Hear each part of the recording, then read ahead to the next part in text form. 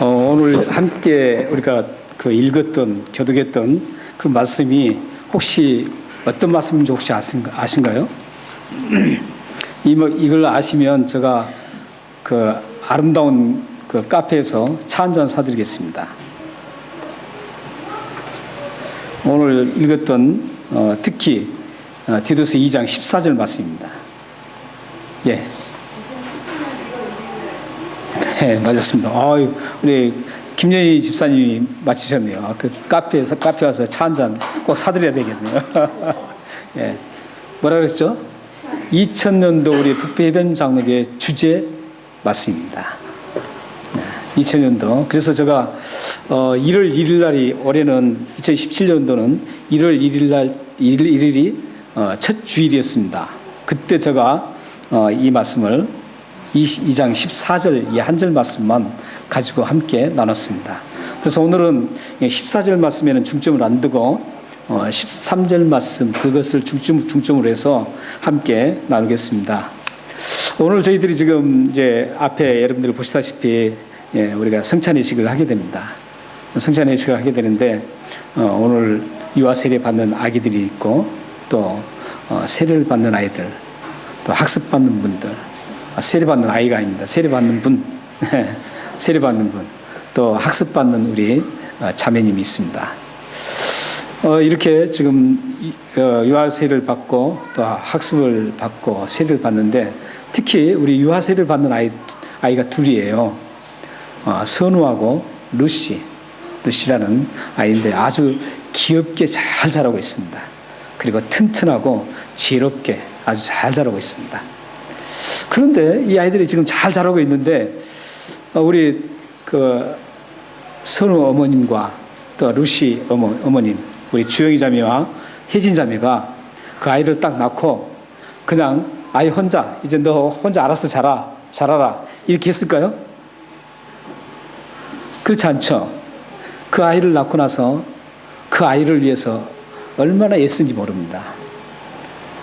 아이에게 젖을 먹이고 그 아이를 씻어주고 그 아이에게 사랑을 담뿍 담겨주면서 이 얘기도 들려주고 이 아이를 위해서 정성껏 지금 잘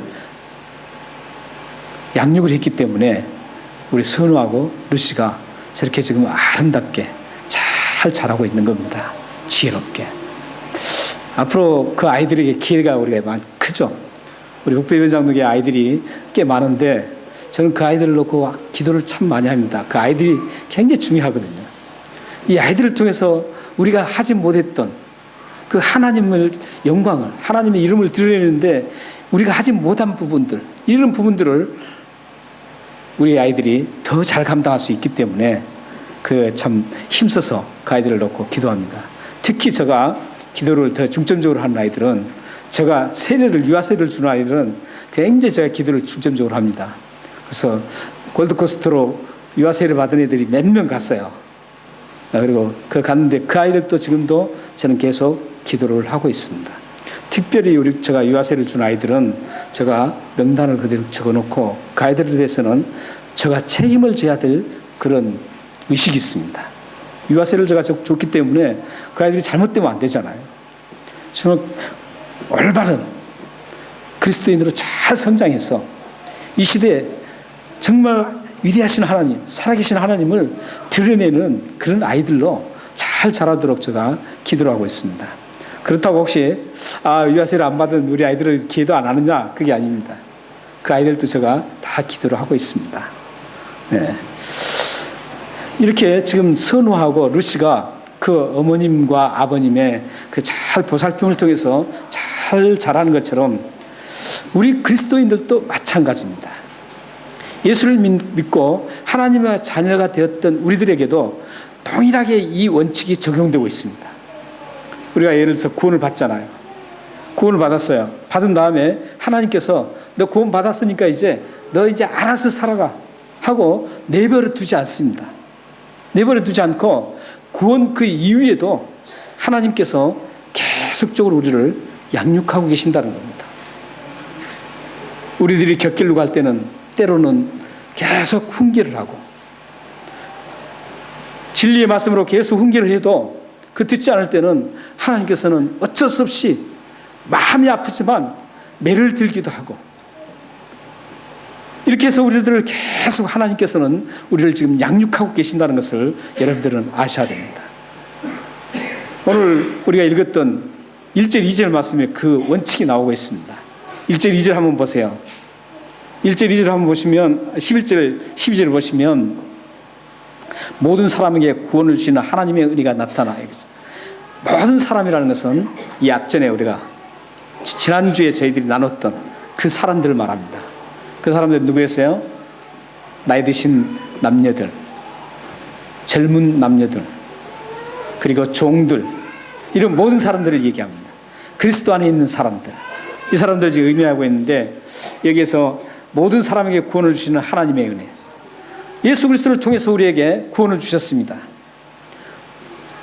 도저히 우리가 죽을 수밖에 없는 우리들을 예수 그리스도의 십자가를 통해서 우리가 죄를 용서받고 구원을 받았습니다.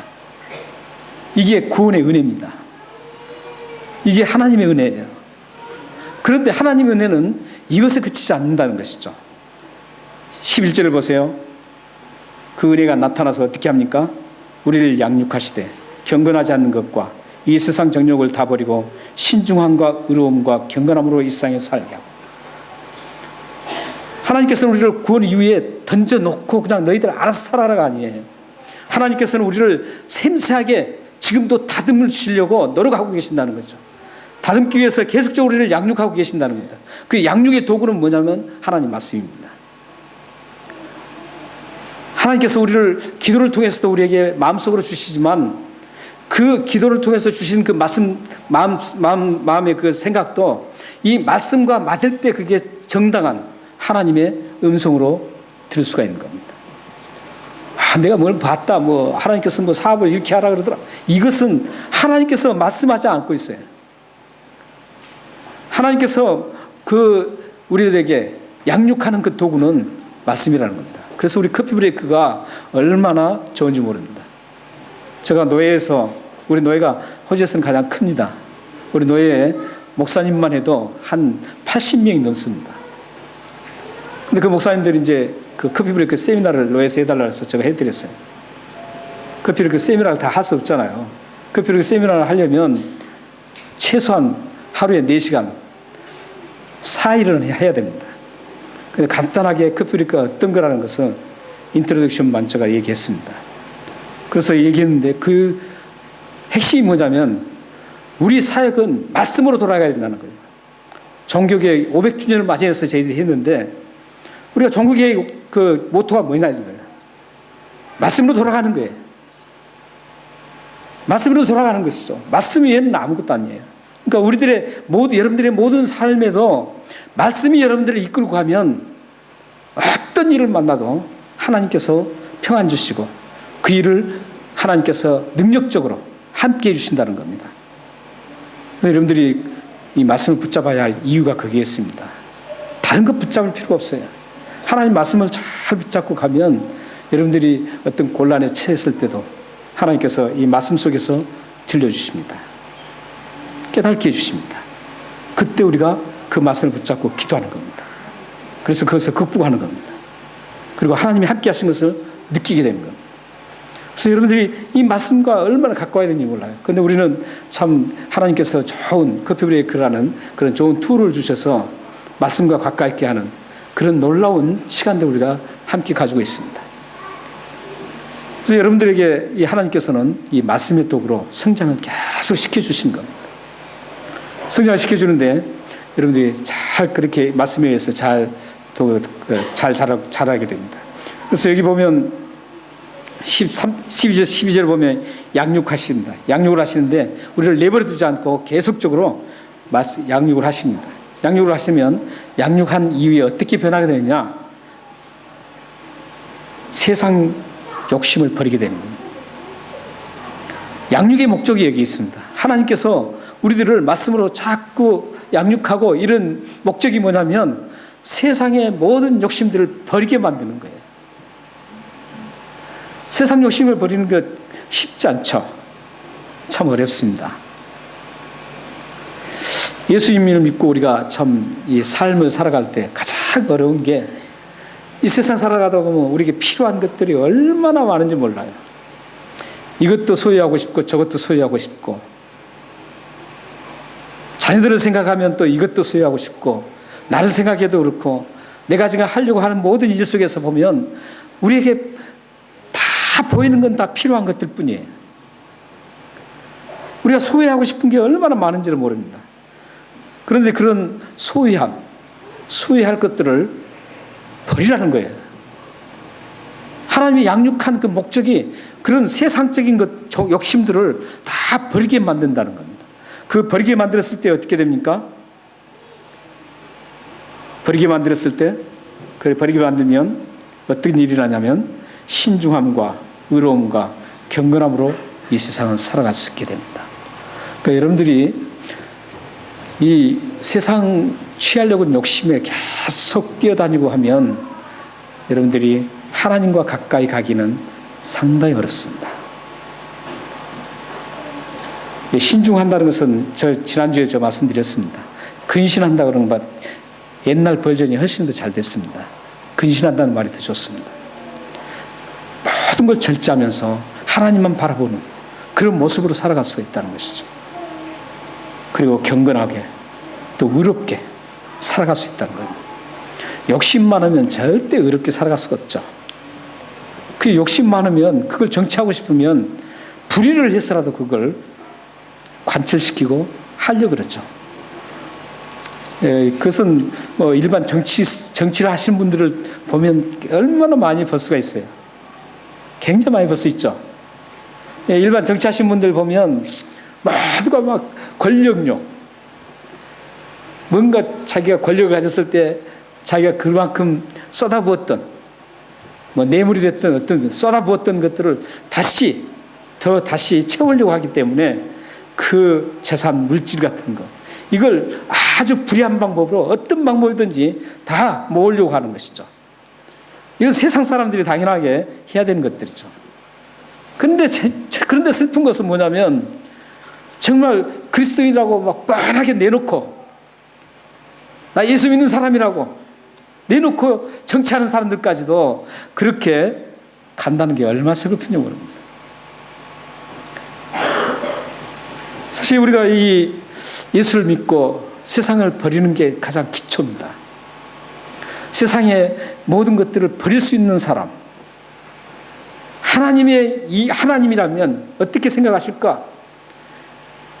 하나님을 위해서 과감하게 모든 것도 다 버릴 수 있는 사람, 이 사람이 정말 큰 은혜를 누리는 사람입니다. 그래서 은혜는 구원의 은혜와 은혜는 두 가지가 있습니다. 우리는 대부분 많은 사람들이 이거 은혜를 한 가지만 생각해요.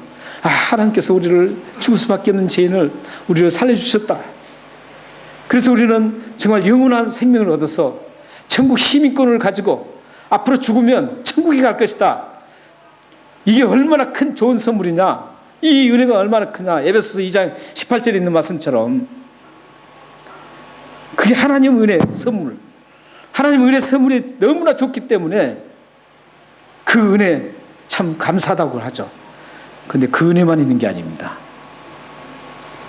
하나님께서 양육하실 때 그 은혜가 있습니다. 이 양육이라는 개념 속에는 어떤 게 있냐면 다듬어 간다는 그런 개념이 포함되어 있습니다. 양육한다니까 하나님께서는 무조건 막 뭐 좋은 걸 줘가지고 잘 막 성장하게 한 그게 아니에요. 하나님의 양육 방법은 주로 고난을 통해서 양육을 많이 하신다는 겁니다. 하나님의 양육 방법은 참 그래서 어려운 거예요. 세상 것을 버리는 것도 고난이지 않습니까? 버린다는 게 쉽지 않아요. 또 소유하고 있는 것까지 더 어려운 것은 내가 소유하고 있는 것, 그걸 갖다 버린다는 것은, 남에게 그것을 정말 좋은 일 하기 위해서 버린다는 것은 더 힘든 거죠. 내가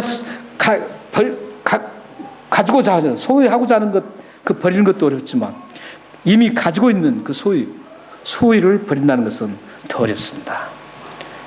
이 버린다는 건 고난입니다. 여기 다 포함되어 있어요. 얼마나 힘든지 몰라요. 하나님의 양육은 굉장히 힘듭니다. 근데 이걸 은혜라 그럽니다. 하나님의 양육하시는 그 하나님 양육이 또 다른 은혜입니다. 그래서 은혜는 두 가지입니다. 구원받을 때 은혜와 구원받은 이후에 하나님께서 우리를 다듬어가는 그 과정도 은혜라는 겁니다. 그래서 이 두 가지 은혜가 합해서 어떤 은혜라면 온전한 은혜, 그렇게 얘기합니다. 만약 여러분들이 구원만 받는 그 은혜, 그것만 즐기고 거기에 여러분들이 그 구원을 받았던 그 지대에 머물러 있다면 여러분들은 반쪽짜리 은혜를 받고 있는 겁니다. 반쪽 은혜를 받고 있습니다. 온전한 은혜를 받지 못하고 있는 겁니다. 여러분들이 온전한 은혜를 받기 위해서는 하나님의 다듬는 그 과정, 양육하는 그 시스템에 여러분들이 온전히 순응하고 따라가야 된다는 거예요. 어떤 어려움이 있어도 곧 내게 이게 이렇게 불의하게 나에게 모든 게 다 주어지는 그 상황이 있어도 그걸 뿌리치면서 그걸 극복하면서 하나님의 방식으로, 성경적인 사고로, 예수님이 기뻐하시는 그 방식으로 여러분들이 살아간다면 여러분들이 양육의 은혜를 누리게 되는 겁니다. 이 양육의 은혜까지는 누릴 수 있어야 됩니다. 그런데 하나님께서는 이렇게 양육의 은혜를 누리는 사람들을 향해서 뭐라 그러냐면 소망이 사람이라고 합니다. 13절 한번 보세요. 13절을 보면 복스러운 소망과 우리의 크신 하나님 구주 예수 그리스도의 영광이 나타나심을 기다리게 하셨으니, 이 온전한 은혜를 누린 사람만이 소망이 사람이 될 수 있어요. 이 양육의 은혜를 누리지 못한 사람은 하늘의 소망이 별로 없습니다. 왜냐하면 이 세상 게 너무 좋거든요. 이 세상 게 얼마나 좋은데요, 사실. 얼마나 좋습니까? 아주 달콤하죠.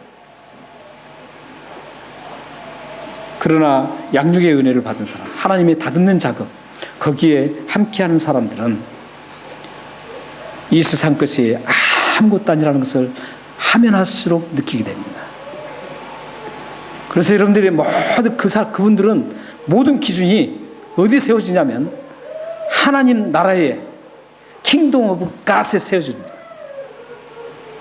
하나님 나라의 모든 것에 포커스가 맞춰지는 거예요.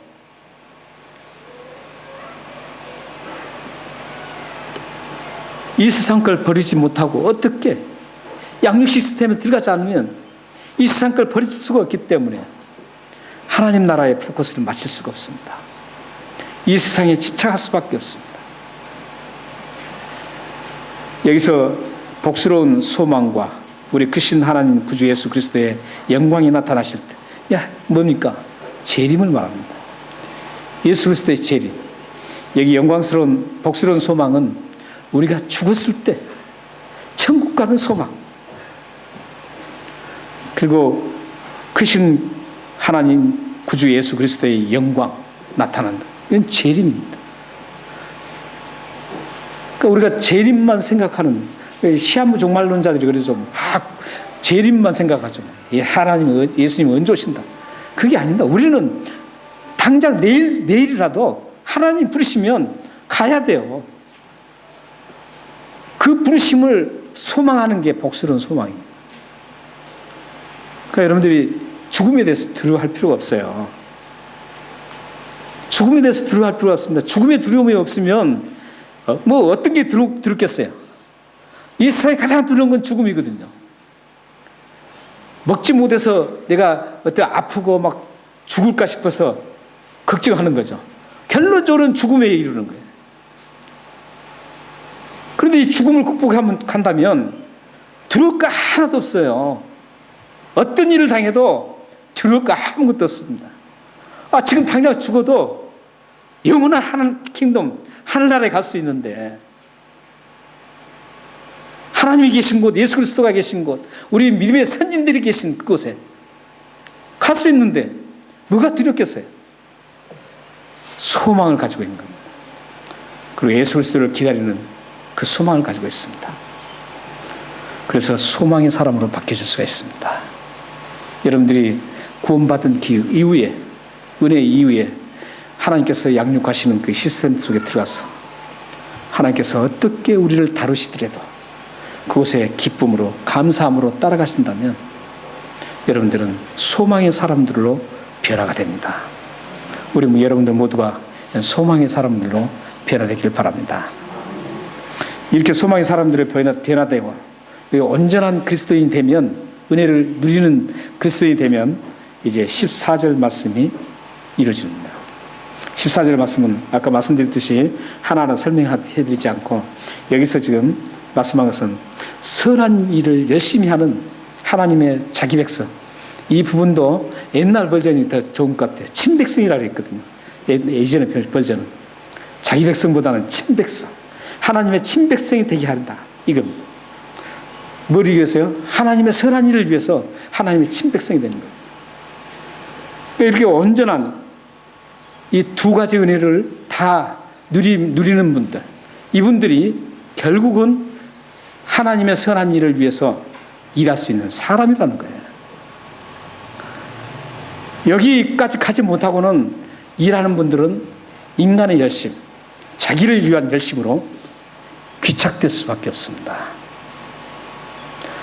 구원의 은혜만 막 받았고 막 날뛰는 분들이 교회 일 열심히 하면 안 되는 겁니다. 사실 그래서 하나님의 그 양육 시스템에서, 하나님의 그 은혜, 양육의 은혜 시스템에서 계속적으로 트레이닝을 받고 그곳에서 성숙한 그리스도인으로 된 분들이 일을 해야만 하나님의 영광이 드러나고 하나님이 좋아하시는 그런 효율적인 그런 일들이 진행되게 됩니다.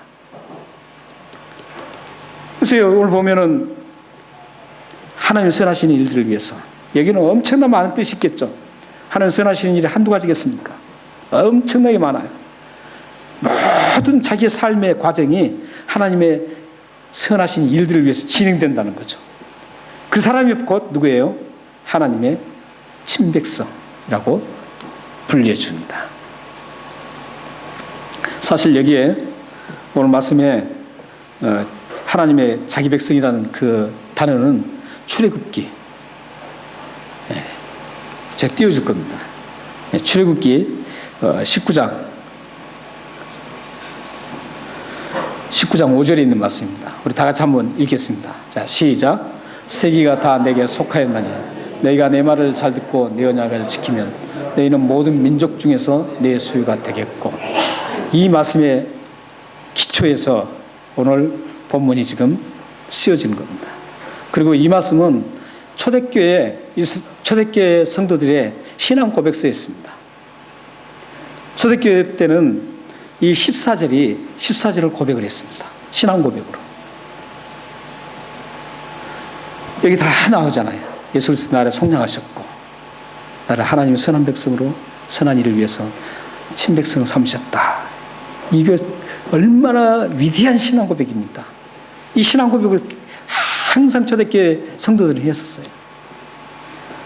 근데 이 출애굽기 19장 5절에서 이 나온 하나님의 소유, 자기 백성, 이 개념은 원래 의미는 어디서 파생됐냐면은 특별한 보배라는 뜻입니다. 이 특별한 보배는 어떤 것에서 유래됐냐면은 전쟁을 했어요. 상대 적군과 전쟁을 해서 승리를 했습니다. 이겼어요. 이겼을 때 거기에 있는 모든 그 보화들을 다 승리한 사람들이 다 가집니다. 가지는데 거기서 왕이 지목한 특별한 보배가 있습니다. 그곳에서 승리했을 때 가장 높은 사람, 왕이 거기서 딱 보고, 아, 이것은 내 것이야. 딱 했을 때 그 특별한 왕이 지정한 특별한 보배를, 그 의미입니다. 그 의미예요. 그러니까 하나님의 소유가 됐다는 것은 어떤 의미냐면, 이 세상의 모든 우주의 왕이 되신 하나님께서 우리를 너는 특별한 보배라고 점 찍었다라는 그런 뜻입니다. 여러분들이 얼마나 소중한 분들인지 몰라요. 하나님께서 이 우주의 모든 왕 대신 하나님께서 여러분들을 특별한 보배로 삼으셨다는 그 자체가 얼마나 큽니까? 굉장한 일이죠. 그러므로 여러분들이 이제 이 특별한 보배로서 무슨 일을 해야 된다고요? 하나님의 선한 일을 감당해야 합니다. 선한 일을 감당하는데 이 선한 일은 어떻게 감당할 수 있다고요? 구원만 받은 은혜만 가지고 그 자리에 머물러 있는 사람에게는 하나님의 선한 일을 감당할 수가 없습니다. 구원의 은혜와 하나님께서 양육하는 그곳에 따라가는 그 은혜를 함께 누리는 온전한 은혜를 누린 분들에게 이 선한 하나님의 일들을 감당할 수 있고 하나님의 보배로운 친백성이라는 사실입니다. 그래서 실질적으로 한국 교회를 보면 저도 이제 얼마나 많이 한국에서 전도사생활부터 얼마나 많이 했습니까? 신학대학 4년에다가 신대원 3년 이렇게 얼마나 많은 동안 제가 전도사생활을 했겠어요. 그때 보면 나는 예수 믿었다고 막 하는 분들 있잖아요. 그리고 삶에는 전혀 예수 믿는 그 흔적이 없는 분들. 이것은 양육 시스템에 들어가지 않는 분들이에요. 그분들은 대부분이 다음에 다 예수가 어디 있느냐 이런 분들이 많더라고요. 다음에 다 빠져나가요. 마치 예수님 말씀하신 것처럼 키질을 하면 알고 보면 들어오고 쭉쭉이 나간 것처럼 그렇게 나가는 것들을 참 많이 봅니다. 사랑하는 여러분들이 정말 하나님의 특별한 보배가 되시기를 바랍니다. 근데 하나님의 구원의 은혜를 누리고 그것도 감사할 뿐만 아니라 이제 여러분들에게 주어지는 그 힘든 여정, 하나님께서 다듬어가는 그 양육 시스템, 그 은혜에 푹 젖어들어서 결국은 하나님의 선한 일을 아름답게 감당하고 이 온 세계 아름답게 쓰임받는 여러분들의 가문이 되기를 주님의 이름으로 축원합니다. 제가 이제 이 말씀을 준비하면서 생각났던 찬송이 하나가 있어요. 302장입니다. 302장 찬송인데 3절 4절인데 4절만 제가 한번 부르겠습니다. 자 곧 가거라 이제 곧 가거라 저 큰 은혜 바다 향해 자 곧 내 너를 저 깊은 데로 가라 망망한 바다로 언덕을 떠나서 장파에 배 띄워 내 주 예수 은혜의 바다로 내 맘껏 져가라. 이 생각이 참 많이 나서 제가 이 말씀 준비하면서 계속 이 찬송을 불렀습니다. 네. 사랑하는 성도 여러분, 얕은 물가에서 안전하게 물놀이를 즐기는 사람들은 많지만 저 망망한 대해로 나가서 그 바다를 탐구하고 그 거친 바다를 극복하는 사람들은 많지 않습니다. 하나님은 여러분들에게 구원의 반쪽짜리만에 만족하면서 아무것도 못하는 그런 연약한 그리스도로 남기를 원치 않습니다. 하나님은 힘들고 어렵지만 하나님이 다듬어 가시는 그 양육 시스템 안에 푹 빠져서 그것을 극복했을 때 일어나는 하나님의 위대하심을 드러내고 하나님의 선하신 하나님을 드러내는 아름답게 사용되어지는 그런 쓰임받는 온전한 은혜 안에 있는 여러분들이 되기를 원합니다. 하나님은 여러분들을 특별한 보배가 되기를 원하고 그 특별한 보배를 통해서 하나님의 거룩하신 일은 위대하신 하나님이 드러나기를 원하십니다. 마지막으로 베드로전서 2장 9절 말씀을 함께 보시겠습니다. 함께 읽겠습니다. 시작. 그러나 너희는 택하신 족속이요 왕같은 제사장들이요 거룩한 나라여 그의 소유가 된 백성이니 이는 너희를 어두운 데서 불러내어 그의 기이한 빛에 들어가게 하신 이의 아름다운 덕을 선포하게 하심이라. 우리가 이 말 참 많이 외우고 있죠. 근데 대부분 어디까지만 저걸 적용하느냐면 택한 족속이요 왕 같은 제사장들이요 거룩한 나라요 그 소유가 된 백성이니 여기까지만 대부분이 적용을 하려고 합니다. 우리는 왕 같은 제사장이고 정말 우리가 택하신 족속이 왕 같은 제사장이다. 하나님의 소유로서 이 세상을 정말 능력 있게 마음껏 힘줍고 지내자. 좋습니다. 그러나 하나님 그렇게 세운 이유가 뭡니까? 저 뒤에 하나님이 그렇게 우리를 왕 같은 제사장으로 세운 이유, 거룩한 나라로 세운 이유, 하나님의 소유 특별한 백성으로 세운 이유가 우리를 어두운 데서 불러낸 이유가 그 기이한 밑에 들어가서 하나님의 그 아름다운 하셨던 모든 일을 선포하기 위해서입니다. 이걸 빼버리고 저것만 하면 아무것도 아니에요. 저게 뭐예요? 구원의 은혜에 멈추는 것밖에 안 되네. 적극적으로 우리가 이제 하나님의 사람으로 다듬어져서 하나님을 선포하는 겁니다. 입술로 스포큰 위트니스가 아니라 라이프 위트니스로 우리의 삶의 증인자로 예수 믿는 사람이 나 이렇게 살아간다. 예수 믿는 사람이 이렇다 하고 선포하면서 하나님 나라를 하나님을 드러내는 그런 여러분들 모두 되시기를 주님으로 축원합니다. 기도하겠습니다.